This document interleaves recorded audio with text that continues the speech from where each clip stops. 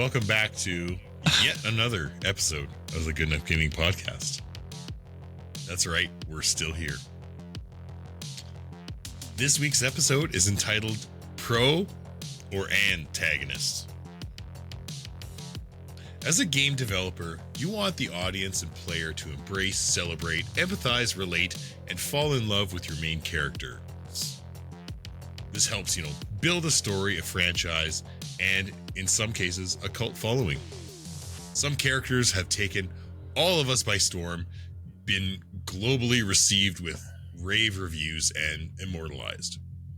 Unfortunately, some of these characters have fallen flat and would be better off wiped out of our memory completely.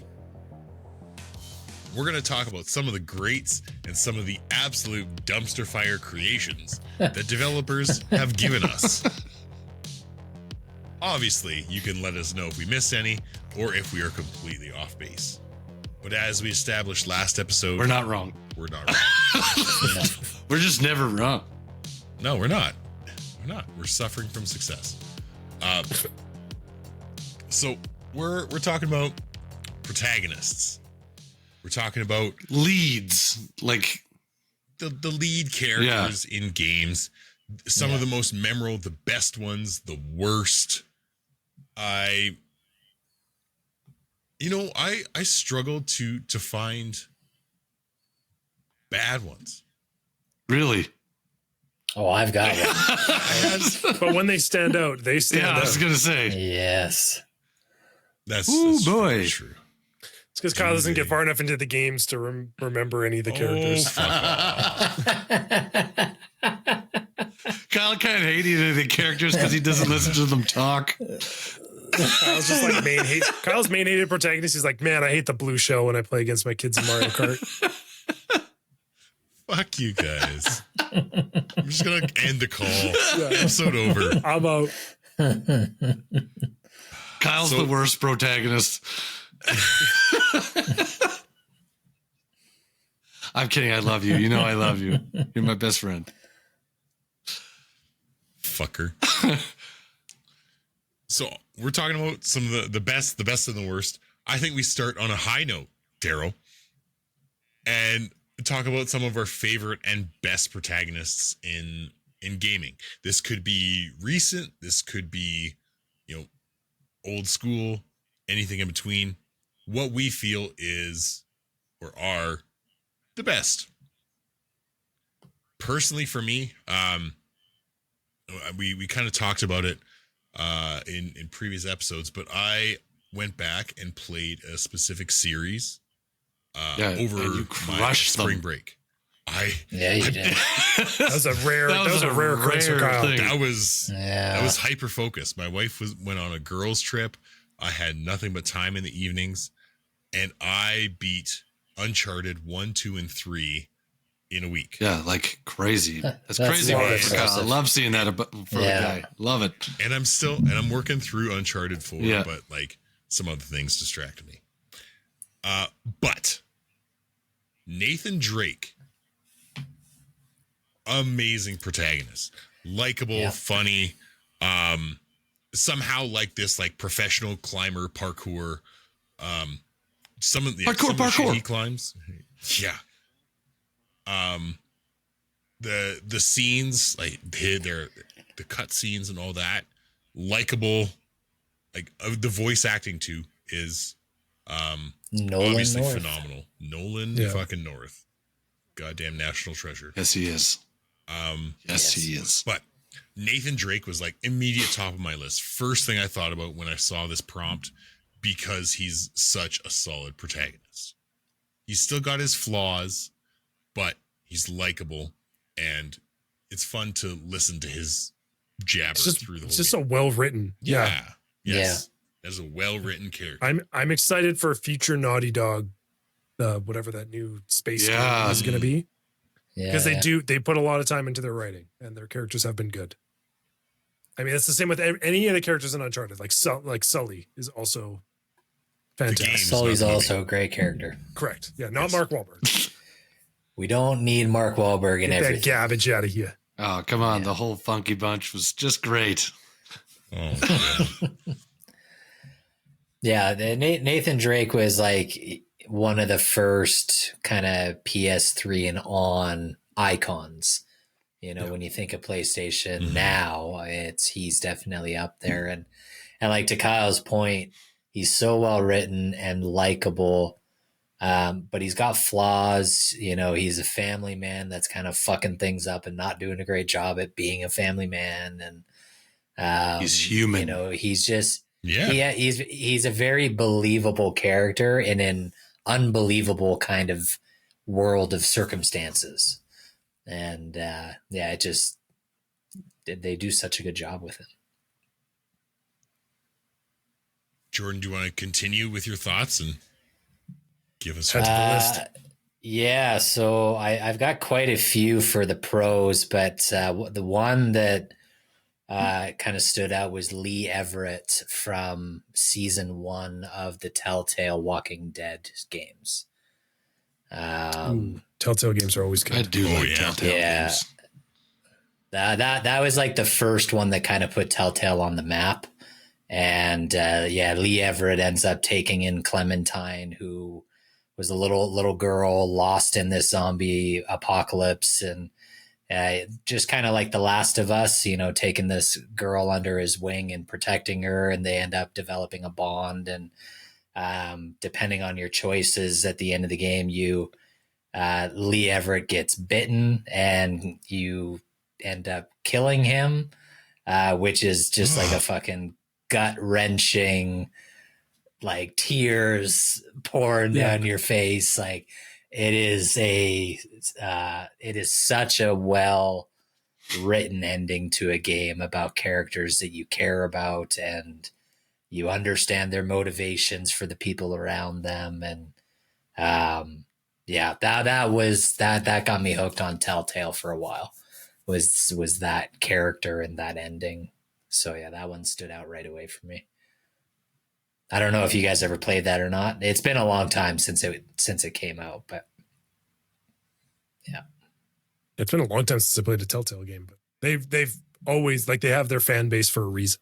Yeah. It's true. Even the Batman Telltale game is pretty good. Oh, so good. Unbelievably good. It is awesome. I love those games. Yeah, and it's not Telltale, but Daryl, what's that new game coming out? That's kind of like a Telltale game, but superheroes. What the hell is that one called? Oh, the one where you run you're like at the call center. Yeah. The call center. Yeah. Ah, shit. What is it called? It's hold on. It's on my Steam wish list. Sorry, it's gonna I shouldn't have brought it up. Distracted. No, it's okay. It's on my wish list. Dispatch. Yeah, that's it. That's it. Dispatch. Fuck, I'm excited for that game. That game looks awesome. Yeah, that does look great. Yeah, Dispatch. You beat me to it. Daryl, would you like to dispatch us with one of your most favorite, best protagonists? Best protagonist, super into it. Yeah, I could get real easy with it and just be like, yeah, I love Cloud Strife and Dart from Legend of Dragoon, but I'm not I'm not gonna go that direction. I would like to say my Fire Emblem has always had sort of above and beyond dialogue and sort of get to know every single character aspects to it, and some of the main characters in some of those games are amazing. If I love Ike's story from the GameCube and Wii series, Radiant Dawn and Path of Radiance, those two games where Ike is sort of the main character, are that story to me is so good and was sort of peak Fire Emblem, to the point where Ike is my main in Smash Bros. I just love him so much, even though there's better characters awesome and I'm actually better at fighting with some of the other characters. I just want to use Ike because he's the man. But I will always have sort of a spot in there where he's not super soft or confused or just like this sort of amorphous character that you're trying to figure out like how you sort of fit in with this character kind of thing. He's just like trying to do right by his country, by the people that are going and fighting along with him. He's so noble and he's like so virtuous along the way that you just can't help but like, you know, rally behind the guy. Like he gives those like cheer him on. He gives those like great speeches, like the Battlefront speeches about like going to battle. So he's like the Braveheart of Fire Emblem. Yes. Like he's awesome. By the way, for our Gen Z listeners, Braveheart is a movie. God. Before Mel Gibson lost it. Yeah. They don't even know that he was still good. They don't even know what that means. Are we old? Yeah. we're getting there. A little bit. Yeah, Just a tiny bit. I don't know if I'm old, but my knees hurt. So. Yeah, but those have hurt for years. That's true. Good choice though, Daryl. We've talked about Ike and the GameCube games before, and I've got them downloaded. Yes, because you told me how good they were, and I need to find time to play them. But fuck, that's a good one. Yeah, he's always been one of my Super Smash Bros. Guys too. I like him a lot. So good. Yeah. T. All right. Trevor's got a list. I was looking through it. Yeah, I had to find. I was more focused on the negative, the bad protagonists. Oh, so interesting. I had to kind of find some extra names here. Like aside from recency bias, because there's a lot of stuff being played in my household right now. There's one that I came across that I actually remember being a great character. And I don't know if you guys. I know Kyle would have played this series like way back in the day, but I don't know if you guys played the new ones. Did you steal it from me? That is BJ Blazkowicz. BJ Blazkowicz From Wolfenstein. Oh, yeah, Wolfenstein games. Yeah. Essentially, in the New Order and onwards, I think there's 2 or 3 games now. They've actually given him. Yeah, is it 3? Yeah. They've actually given him character, whereas in the originals, right, like Wolfenstein and Doom were like almost mirrored value brands of each other. Like they were the same thing. Yeah. One's just alien monsters, one's Nazis. But they were like identical. But in the new ones, like those games are fantastic, and they really give him grounding as to like why he is the way he is. And it's the same thing. It's like playing Doom. It's like you're playing Doom guy, except he talks, right? Yeah. And you get some of that feedback as to what's going on, not just this silent protagonist that just rip and tears. Yeah. And then obviously not to the extent of like Duke Nukem, where you're saying goof shit all the time. But they like in those new games, like they can be difficult, and there's some obviously some pretty dark moments in those games, but they do a really good job with developing him as a character. Kind of in tune with like the newer Kratos, right? Where you get this guy who's like kind of messed up. That's a good comparison. But, like, he's trying to do the right thing, but has his own problems. What a cool franchise for them to bring back from like such a one-dimensional franchise. To like, it's so weird that we've got Doom again. Like Doom. I just think about that all the time and like, come back. I'm just like, what's happening? Like, who asked this? And did kids even know what the originals of these look like? Like, no. No chance. But like, again, like Doom Dark Ages just coming out, and it's already people are loving it so far. Yeah, I'm here for it. With the nameless Doom guy, voiceless protagonist that. Yep. Yeah. It works. Can you be a good protagonist without voice lines? You can. I think so. Link doesn't say words. I think so. There's a lot of Master Chief barely talks. Yeah. True. Yeah, I had Master Chief on my list, because like he's got some of the most iconic single lines in gaming. And yet you never see his face. No. And so icon. As a He's kid an growing icon. up, as a kid growing up, it was so easy to like inject yourself into the suit and be like, I'm Master Chief. I'm Master Chief. Yeah. Like I'm the hero of this world. The speechless protagonist. Right? He's like, I am the protagonist. I am him. Yeah. Yeah. Yeah, I'm here for it. I like that shit.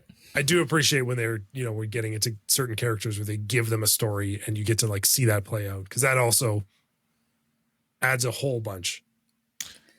And on the opposite side of a speechless protagonist, the super voiceful, the boisterous, the protagonist shut up, that the chatty as fuck. This one is gonna go way back. Oh, this one, Trevor is going to identify immediately. And this one was one of my early forays into like pirate stories. Oh, Okay. One of the best and most hilarious protagonists, Guybrush Threepwood from the Monkey Island series. Classic. He wants to be a pirate and just like goes about this whole adventure like fucking clueless, but eventually figures it out and becomes this pirate. You literally learn how to disarm somebody with insults. Like that's Do you like remember bad puns and insults? Like that's do you where remember Kyle's being humor stuck originated. on that as a kid? We're like, man. I can't figure this out. What do we like? How do we beat the sword master? And it Gotta took go us fight all so the other long. people. And You gotta your learn mother all was the a insults. goose. Oh man, Great I was series. terrible I mean, at same those thing. games. But So much like- so They've good. remade that series like 3 times now. it's such like a National Lampoon sort of feel to it. Oh It's like- yeah. Yeah. I want to be a pirate. Okay. yeah. It's a circus. You get launched out of the cannon. Like there's Yeah. all sorts of just like, Oh, I forgot. You have to It's get just the pot on your head yeah, as the, use a the pod helmet. as a helmet. Like there's Yeah. just so many like goofy. It's such an old school goofy point and click video game. But the story was hilarious. So good. That's a good one. That's a good pick. Okay, I'll throw one in there. Kind of goofy and talks a little bit too much sometimes. Is Dante in Devil May Cry? Oh, Yeah. another iconic character. Yeah, that one. Not to the same extent as Kratos, but he's had a pretty interesting kind of character arc where he was very Deadpool-like in the early stages when he was really young and new to the whole demon killing business and didn't really know what the fuck he was doing. And he basically talked the entire time he fought, and he's doing flips and kicking his sword and doing all this weird stuff. And then in the last Devil May Cry game, Devil May Cry 5, I think he's like in his late 40s, early 50s now. Like he's kind of old and grumpy and he doesn't talk as much, but when he does, it's very pointed and very specific and funny. But yet he's fighting with like a motorcycle that's broken in half as weapons. Oh God. It's still Very Final Fantasy. Yeah. Yeah. yeah, like it's still Outrageous. such a goofy fucking franchise. But I grew up with Devil May Cry, and I have a soft spot for all those characters, but he definitely stands out. Side note, do you think the recent Netflix series does it justice? I'll be straight up. I haven't watched a single episode yet. They do a good job with young Dante because they do it. The very first thing I said was like, man, this feels like a Deadpool cartoon at first because like he does not shut up, but he's so funny. Yeah, it's the only thing that's thrown me off about the trailers is weirdly enough, the guy that voices Dante in the show voices Neo in the games. And Neo is like the up and coming demon hunter that's going to kind of take over for Dante. Oh, so you're discombobulated on the voice actor? It's taken me a while to like adjust because if I closed my eyes, I would just assume that that's Neo in the show because it's the exact same voice actor. But That's crazy. I did not it is know on that. my list. I do need to watch that because you Crazy guys how liked voice it, actors didn't you? can get stuck in your head. Yeah, it's great. I mean, Yeah. it's going to be making an appearance later in this episode. So. Oh, Very nice.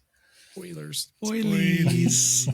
To go to the opposite of Dante, though, someone who is grumpy as fuck, but also serious, but also hilarious. Geralt of Rivia. We cannot ignore that character as same thing. One of the best written characters. Yeah. I mean, there's obviously a whole book series. I think it's Yeah. right. I have it behind me. But like the way that they did that and the voice acting that they did, and then you add in the kind of the extra layer of Henry Cavill up until now before it got ruined. Completely ruined. Most likely ruined. Yeah. Just such a great job with that character of like, same thing. The guy who's like been through a lot, but is trying to do the right thing begrudgingly. Yeah. While also just being like this grumpy old man. Seems to be the current theme of video games. Grumpy old dudes doing the right thing. Trying to save the world. Kratos. Yeah. Too old And he's for got this shit. he's got such a like sarcastic level of humor too. Like he's not a very emotive person, but yeah, just sarcastic and like these little one-liners, and yeah, you definitely get to understand him a little bit more if you play all the games. He's got a pretty good character arc for sure. But I'll throw another one in there that again has got a very good like start to finish kind of story arc is Ezio Auditore from Assassin's Creed 2. Back when they were good. Back when they were good. Back in my day. He had three games, Assassin's Creed 2, Brotherhood, and Revelations. In Assassin's Creed 2, he was like an 18-year-old fucking arrogant kid, a little annoying at times, just kind of runs in head first and doesn't really think about the consequences. And then in Revelations, the last game in the series, I think he's in his late 50s. And so I never played that one. It's the best one of the series in my opinion. But old words. It's such a cool story arc, going from this really arrogant kid to like a master assassin. A master assassin who has a family, and same thing. He wants to do right by his family. He wants to do right by the Brotherhood, and his life doesn't matter at the sake of keeping people safe. And it's such a like bookend difference from where you start with that character in the second game. So that one that one stands out for me. We talk about this game a lot. We talked about it last episode. One of the most immediately likable characters for me ever was Jin Sakai. Yes. Yeah, Yes. that's a good one. Yeah. Like just immediately you're invested in like this guy's journey and his life and like what's going on and just how he conducts himself along that entire journey. I think the writing for Ghost of Tsushima is just like, a very high gold standard. Chef's it's a kiss. beautiful like thing to see come to fruition and like put into a game. I think the build up for Jin is unbelievable. I think like, start to finish, you just, I love that character. He's amazing. Yeah. Why he's in the movie. He was on my list too. Maybe. Yeah. It's such a believable character in that time In period. that relation, like in terms of what happened and like, Got to be a little evil to do a little good. yeah, you got to do some crazy stuff to get all these people out of taking over your country and your area and your homeland. Yeah, that's a good one. I was a little sad that the sequel doesn't have him in it because he was such a well-written character, but at the same time, like a lot of time passes. First game, the first game and the DLC does like it is such a nicely contained story for him, so it makes sense. But yeah, he was just so likable. I would have played a trilogy as Jin Sakai. Yeah. Yeah. Like that would. But I am curious to see what they do to have a fresh story, like different character, different background, like just to be able to completely do whatever they want versus, you know, the complaints of like a Horizon of like, oh no, my stuff fell in the river. Now we have to start with nothing again, right? Like the classic trope that you have to deal with sequels of like, okay, well, your gear is useless now. Got to start at level 1 because every game has to be its own game. Yeah. So I am very pro Tagonist. Okay. But I slow your roll over there, okay? I'm very Tagonist. I'm very Tagonist sometimes. I need a break. And I need some music to calm myself. Music. I do believe that this is the worst segue ever. Yeah. Yep. Yeah, it's not great. But what I'm leading to is this week's episode or this week's segment of the Good Enough Jukebox. Trevor, please end this horrible segue for me.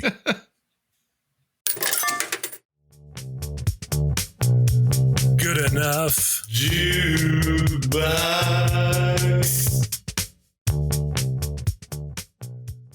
All right. This is the Good Enough Jukebox. So this is where we take gaming, movies, whatever it is, nerdy, take it on the go with you, get the music and something that you can put in your ears while you're at work in the car.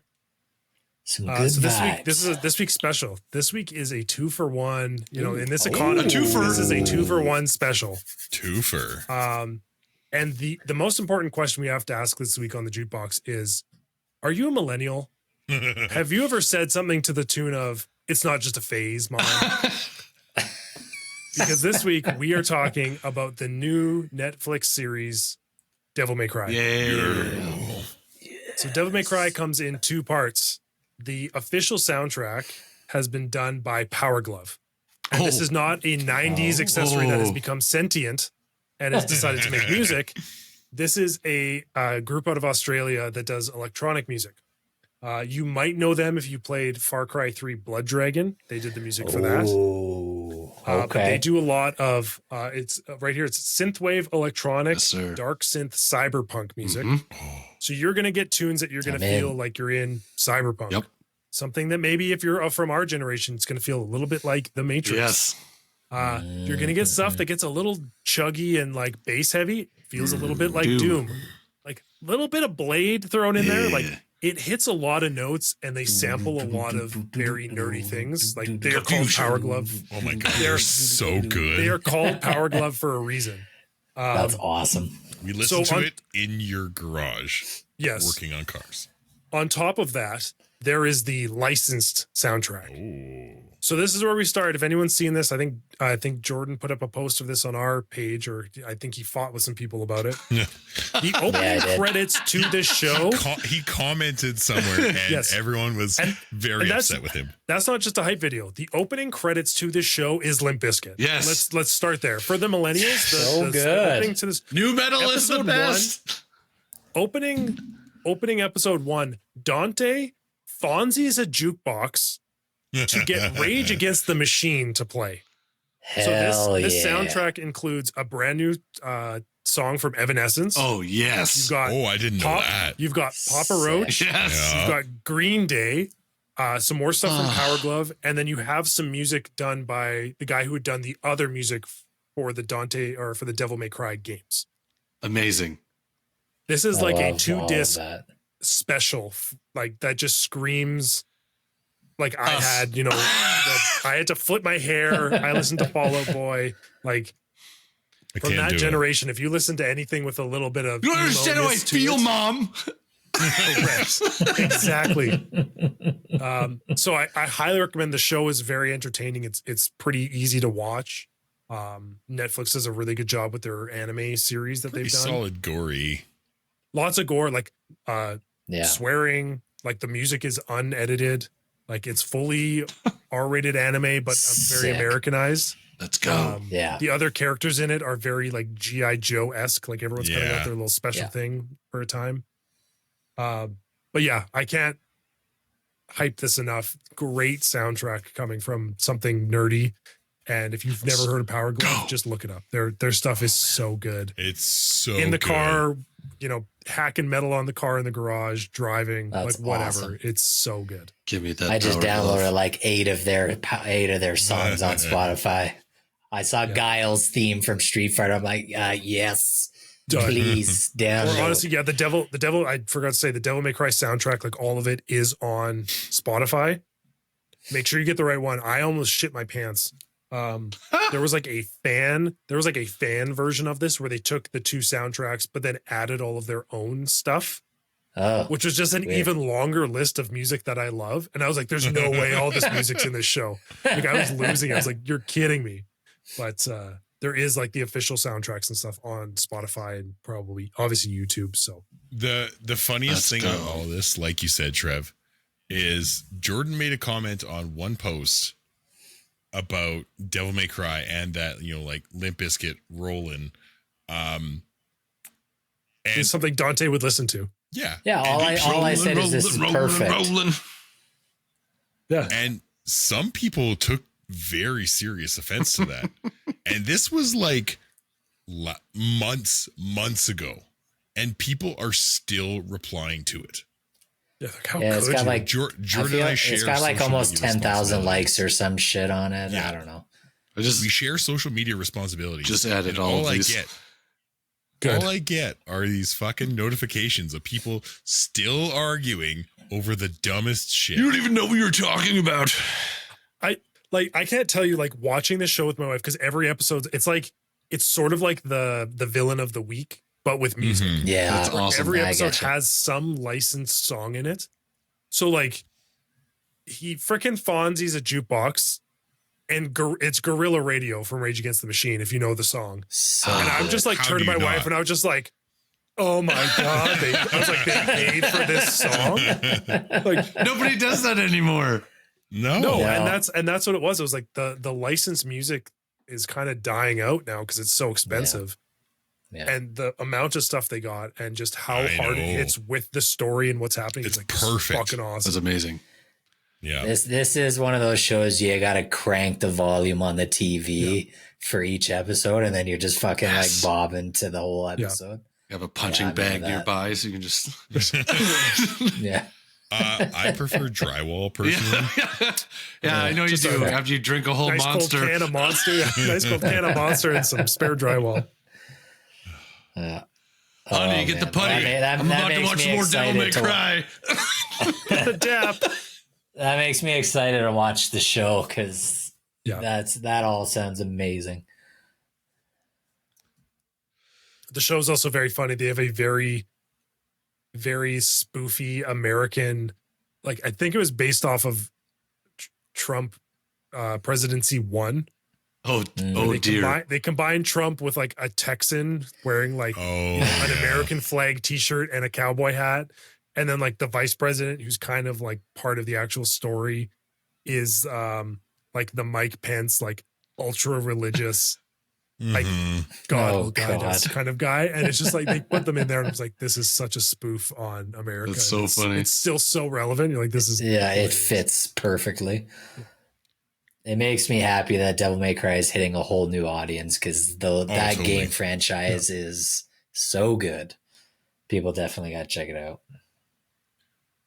So on the other side of things, guys, We have to come back to it. we're gonna come back to Devil May Cry. We talked one day. about the studs. It's time to talk about the duds. Oh The my God, duds. the duds. Now I struggled with this one because there was some that came to mind. There was like in one game they were pretty good. Oh, I have And then I have the exact same sentiment. Yeah. In the next, it was just so fucking awful, and they What were did you do to my annoying. boy? I got have one a feeling that's you're going to steal terrible. mine, Kyle. I have a feeling you're going to I got one that's terrible in every game. finish it, Kyle. Finish it. And- Finish the thought. Yeah. Yeah. Aloy. Yes, it is exactly where I was Yes. going. In the first game, Aloy Yeah. in the first game, awesome. she was fine. Yeah. great. Yeah, Second no game, issues. Insufferable. I could not stand her. And I don't know, like, I can't pinpoint like one specific thing. It was just everything. They gave her the writing. I think kind Trevor of gave her knows this. why. Yes. Oh yeah. Well, that game's been played many an hour in this episode. The first one was interesting, right? Because she gets the earpiece, like I can't remember the focus. Echo Yeah. or focus, yeah. And she's learning, right? Like there's all this stuff that she's learning, and you're trying to solve the problem, but she's also Finds like, out who she is. She's a clown. right, She's like, whatever, like all she's of like these everyone things. else, right? She is the Yeah. caveman that has now been given a cell phone, right? And you're like, this is incredible.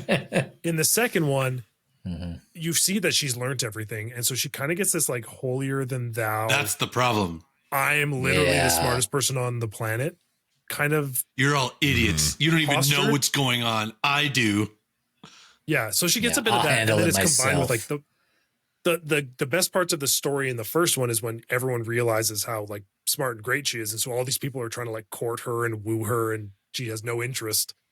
So then in the second one, she's just very standoffish with everybody, and sometimes it's Everyone. hilarious, right? Like sometimes it is very funny, but there's other times you're like, man, like You're a bitch. why are you so mean to Yeah. everybody? Take it down a notch. Like, this guy Damn. can't even. This guy can't Relax, even bro. read. Like, be nice. Like, come Yeah. on.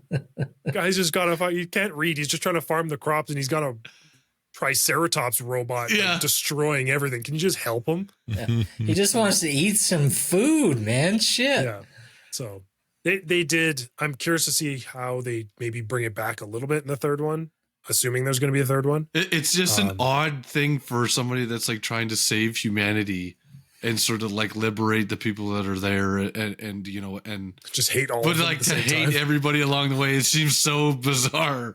Like it just didn't really mesh. That was my problem in the second game. In the first one, Yeah. it was like, It's just She's- such an inconvenience. she's again, Everything she to your does. point, like finding out who she is and learning about like all the secrets that are in all of those like factory, like, you know, operations and stuff, and what happened to the planet. And You know how we talk about with like I think I've talked about this way in the past. Like every good Disney sidekick animal is essentially a dog just turned into another animal Yeah. that's like really Yes. smart, and it's like they did the same thing with Aloy. They made Aloy the really grumpy old man who doesn't want to do the right thing, but she's doing the right thing. It just doesn't fit in her body. That Yeah. She's just that grumpy. Right. It's like, why am I getting Kratos energy out of Aloy right Yeah. now? yeah, are really like young and vibrant and learning and No, there's a swarm of killer robots coming to destroy the Earth. You got to deal with Jeff ELE. Bezos over here from space. Jeff Bezos. And it's only Tuesday. Everybody love everybody.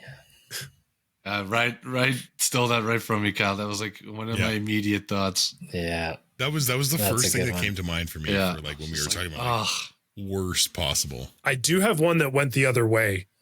It's a character that they actually, I think, fixed. And that actually is Kratos. yeah, Yeah. Early Kratos, Yeah. although Bitch. he was just so annoying. He was angry all the time. Whiny. Angry. well, he Like, was it's just so funny. He was just hard to get behind in the early games because it was just like, okay, we get it. You're going to kill the gods. Like, Yeah. And he's just this puppet. And like It's the best part of the story was revenge all story. the background stuff of what the gods were doing. Yes. You know, he's getting tricked and they're fighting each other. And he's kind of this like avatar character for the gods. what's, So like what's going on today? Daryl's just breaking his desk over. And it's so funny. Someone pointed out, they're like, Kratos, like you've literally killed like hundreds of thousands of people for the gods, and then they tricked you and you accidentally killed your wife and kid. Like you didn't think something bad was going to happen. Yeah. So Yeah. I mean, back in the day, that was just the story was what you got, and it was a hack and slash game. The fact that you even got story Yeah. was a Yeah. bonus. Yeah. But the Yeah. new True. ones, they very clearly fixed him, and someone's like, we got to deep dive Yeah. and get this character right. The 'Cause Norse he games carries were, that story. Oh, So They were amazing. amazing. Yeah, Yeah. the most interesting characters in the original trilogy were, like you said, T. They were the gods and the background characters. That's what kind of forced the narrative forward. Kratos was just a very one-dimensional. This is a revenge story, and I'm here to fuck. I'm here to change everything. Yeah. Like I'm here to push gameplay. That's really all he Hulk was there angry for. smash. Yeah, that's what it was. Like that's all it was.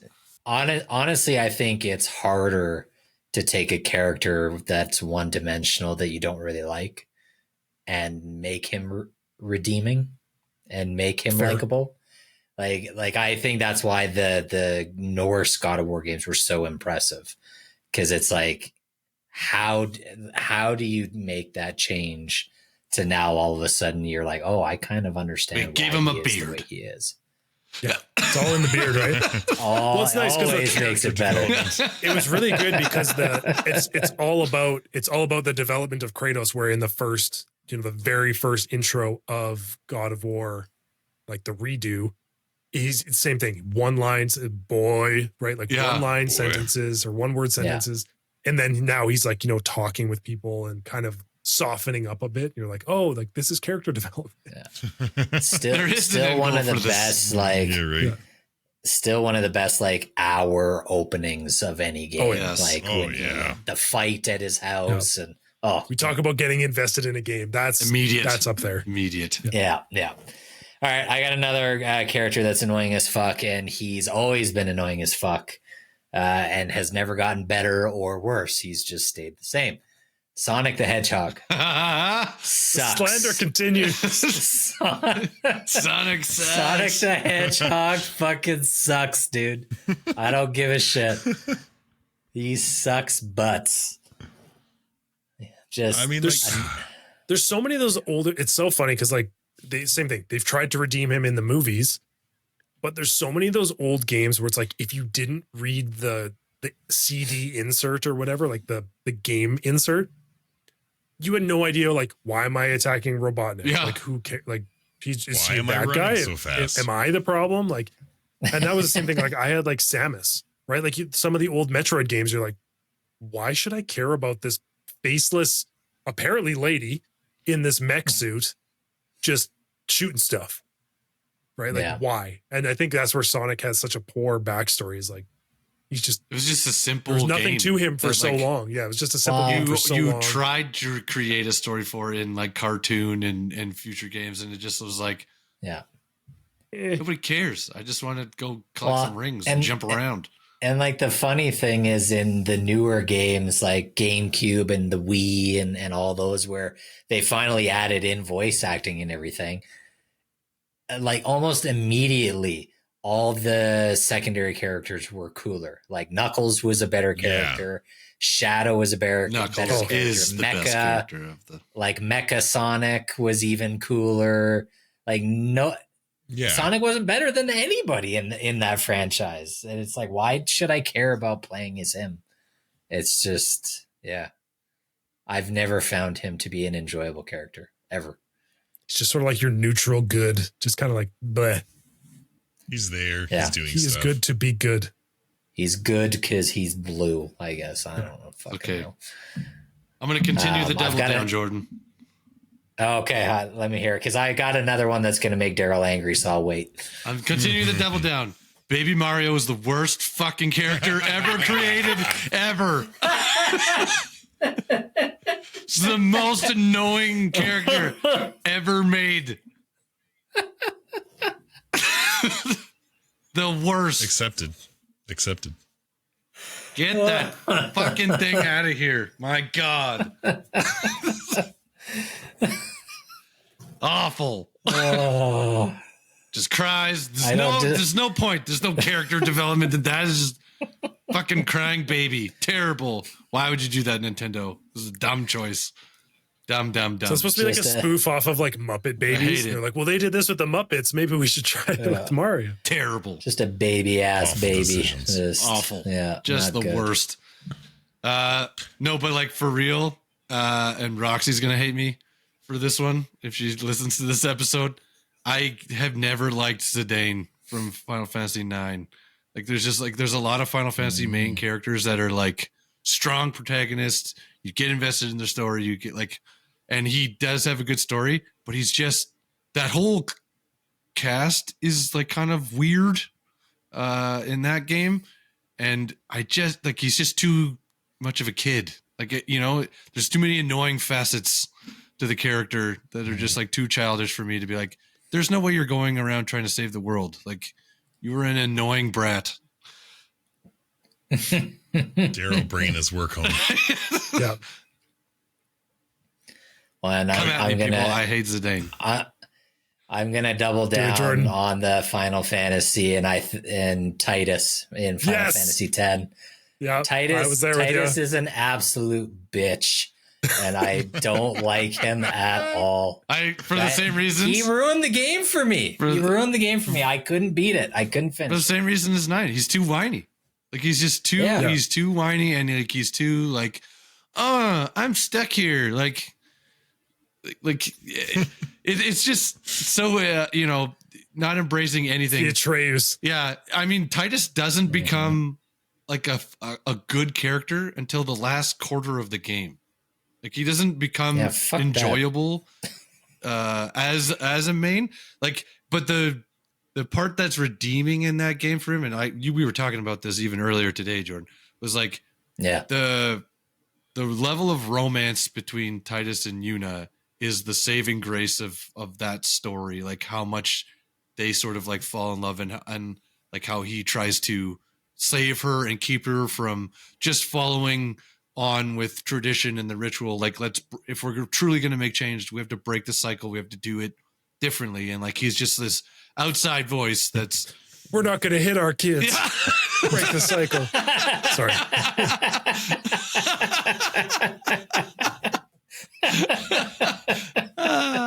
But like,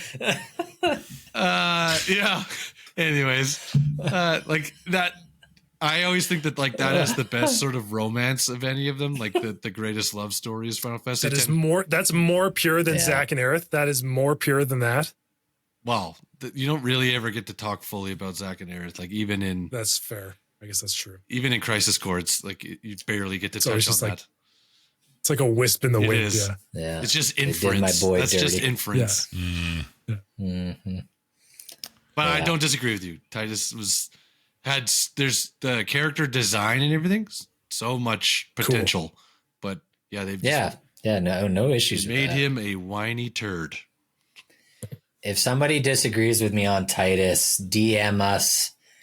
Convince me to replay that game and beat it. But the only thing you are wrong about convinced is Blitzball is the greatest mini game. That's me. I'm the. I guess Jordan will dump on Blitzball. You guys are wrong. Yeah, Blitzball is ass. As hell. Blitzball is ass. Okay, so I know we talked about this game before, and this was a universal disappointment. I played, again, this was an early release or like a beta demo for the single player. I played the start of Forspoken. Oh, yeah. Freya or whatever her name is. Yeah, from Forspoken was a fucking awful protagonist. Nightmare. Could not stand it. Could not. Like, takes you out of the game immediately, not to mention like the awful controller scheme or anything that way. But like listening to her talk and play, it's just I couldn't do it. It's like I'm out. I'm done. Let's be edgy, bro. Like, that's it was like edgy victim complex. Yeah. It's like I'm still the victim. I'm still the victim, but I gotta be like hardened by this. Gotta be cool about it. it. I went back in time, right? Just like, okay. It's like, get the fuck out of here. And then the other things I've seen in that game too is like when you're doing stuff, her like little add-on dialogues to things, or just your other various side conversations. Like, man, who wrote this character? Like, yeah, she was terrible. Nothing about her was redeeming. That is going to transition directly into Dragon Age, which I didn't even have written down. Well, because they're your cast, right? Like, they're your cast of characters, like not the main protagonist. But you are not wrong. That is nope. Veilguard was Tosh. Oof. Tosh specifically, like, and fucking Tosh, man. Like, people have gone in circles about it, and Tosh was like, okay, you're supposed to be the character that's like supposed to be representation. Totally fine. You're the person that's like wants to be accepted because you are different and you're going through this like change in your life. Totally fine. Yep. but also at the same time, the most fucking judgmental and awful character like ever. What's up, right? Death Like Mage? Oh, he has a name. Right. Yeah. Like, like just you're the one that just cried over not being called the right thing from somebody else, but you don't even want to acknowledge this guy as a name. Like, Yeah. So that was like probably the funniest, like, of the, anger around games. Like, same thing. I barely got to that character and I couldn't finish the game just because it was so. I mean, the game itself was a bit of a slog to get through. But then seeing this stuff after, I'm like, man, that would have just made me turn it off. Like how poorly written it was, and just how there's just some dialogue spots. I'm like, wow, this was a choice. Someone chose to put this is really bad. It's like, did you not read what you just said 5 seconds ago? Oh man. Yeah, it just completely takes you out of the experience. It's terrible. I have one that like I can't quite like. It was like a waves sort of thing, but like in the Assassin's Creed series, Desmond Miles, who is the futuristic descendant of all these assassins, I hated those parts of the story. That's good. They got rid of them for you. I know. But like going back and thinking about playing through all of them, it's just like, I hate this. Like, why? I hate all of this story. It was terrible. It was. The funny thing about that is he was universally hated when those games were relevant. And now that none of the modern Assassin's Creed games have like a modern story component to them, the whole fight the corporation thing. Yeah, like everybody's like, I miss Desmond. Where'd Desmond go? Like, why don't we have the modern rose-colored glasses on for Desmond now? Yeah, it's really funny how much it's changed. I don't even think it's him. I think it was just the concept that when Assassin's Creed started, it was so cool that you're like, okay, I'm going back and I'm doing these things, but I'm also learning that like this corporation is corrupt. So it's like there's two games within the game. Yeah. Right. And so you get to do this cool old school stuff, and now I get to do this like modern spy espionage stuff. And then they just deleted that part. And they're like, it's just a corporation. We just deal with it. Yeah. They're just there. Yeah. We don't talk. We gave up. It. Yeah. Yeah. We're just doing fun assassin-y stuff through history. Yeah. Yeah. Kyle's not wrong though. His character, same thing. Like he was very whiny and, just very arrogant and abrasive in those moments. But then on top of that, like the gameplay when you were Desmond wasn't fun. Like it was very basic parkour shit. You didn't fight anybody. You didn't do takedowns or anything. It was just like light puzzles and the occasional parkour section. Like it was just terrible to play. Yeah. Ruined. Yeah. So they should have made it like the Matrix, where it's like he goes in, he gets to be an assassin for 10 days, and he comes out, he's like, cool, I know jujitsu. Right? Like, yeah. It would have been so easy. Perfect. What a missed opportunity. Shout out to Keanu Reeves. Yeah, exactly. Yeah. Oh my God. I'm with you, Kyle. That's a good one too. Yeah. Thanks, sir. I needed validation on that. Yeah. I was unsure how it would be received, but like I hated those parts. At first, when you said the name, I thought you were referring to the protagonist in the Infamous game, and I was going to have issues with you on that one. No. But it took me a little bit to get on the same page. Anybody got any other gripes here? Well, my experience is very low, but I tried to play the game, and I don't really like Tiny Tina. In which game? Which yeah, game? which In the one? Wonderlands, whatever. Like, Oh no! Yeah, that's fair. Yeah, no, that's That was totally fair. not I was a like, good this is Borderlands not great. No, No. I as a Borderlands fan, I hated that game. Okay. I did not enjoy it at all. No. Yeah, Borderlands 2, the Tiny writing Tina's wasn't great. DLC in Borderlands 2 is the one you want to Money. play. Yes. Assault on Dragon Keep, Yes. Okay. Yeah, that one's fun. but Tiny Tina's Wonderland, Yes, I was just like, you just leave me alone. You suck.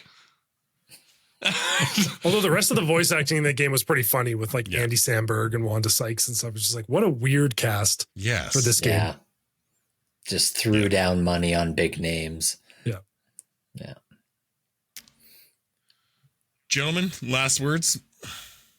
And, like, is there a rapid fire of pros? Like, does anyone have it? That spring to mind? I mean, like last minute pros, like Peter Parker, Miles Morales. I was gonna I wanted to make note of that. And I was like, I didn't really get to bring up that I loved Miles Morales in the second Spider-Man game.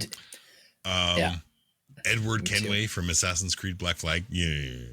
Okay. We get you. It's in the shot. It's in the shot. Yeah. X for me in Mega Man. Like, I love that character. Lara Croft. Yeah. Wait, like polygon titties all of or it. like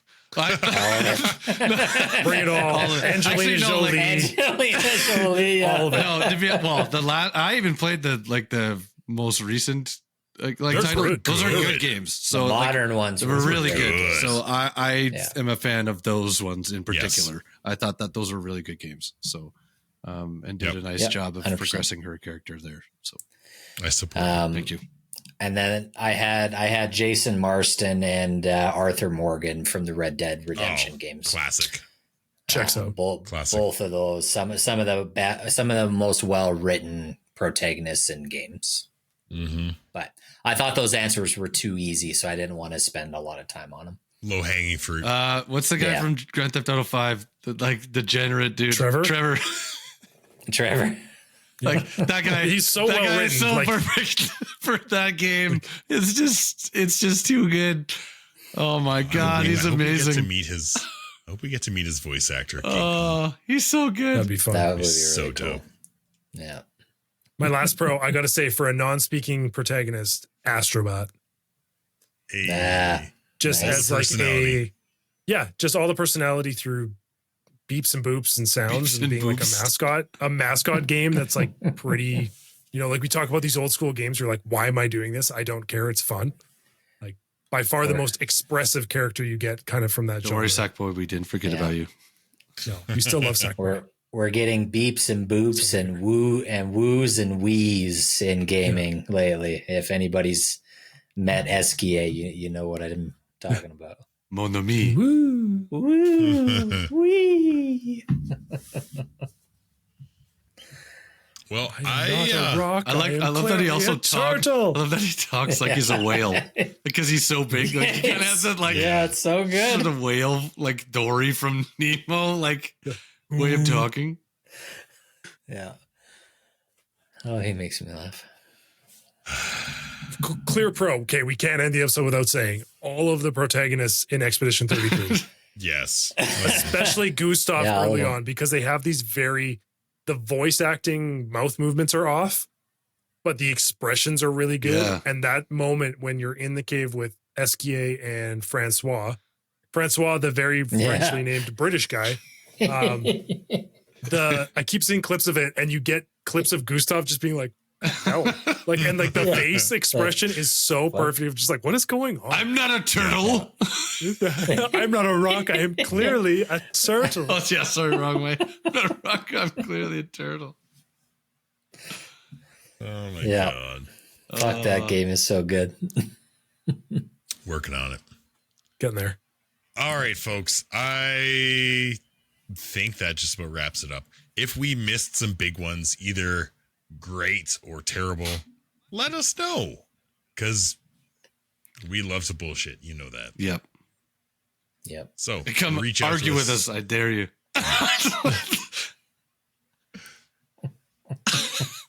Daryl loves a good argument. Yeah, Daryl sure does. It's true. So reach out to us: Discord, Instagram, YouTube, wherever you get your podcasty things. Safe to say, I think that one was good enough.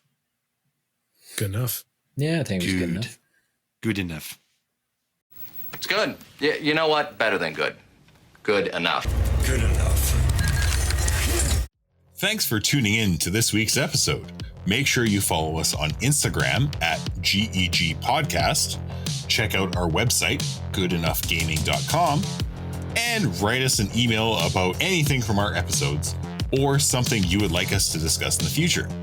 You can also now join us on Discord on the Good Enough Gaming Discord server. We really appreciate you listening and hope you continue to join us on this epic adventure of discussing all things gaming and nerdy. Please subscribe to the Good Enough Gaming podcast on Spotify and Apple Podcasts or wherever else you listen to your podcasts, and rate us 5 stars so we can find more good enoughers in the process. Just remember, we might not be great, but we are good enough.